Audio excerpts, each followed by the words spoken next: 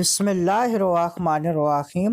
آج کی حدیث مبارک حضرت شیر خدا اور نماز تراویح المستدرک علی الصحیحین حدیث نمبر 1608۔ حضرت نعمان بن بشیر رضی اللہ تعالی عنہما نے برسر منبر فرمایا، ہم نے سیدنا رسول اللہ صلی اللہ علیہ وآلہ وسلم کے ساتھ ماہ رمضان کی 30ویں شب رات کے تہائی حصہ تک قیام کیا۔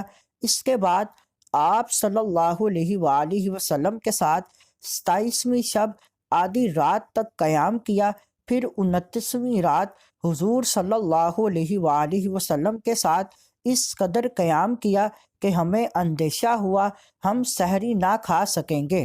امام حاکم علیہ رحمہ نے اس روایت کے بعد تحریر کیا، یہ اس بات کی واضح دلیل ہے کہ مسلمانوں کا مساجد میں بعد جماعت نماز تراویح پڑھنا سنت ہے۔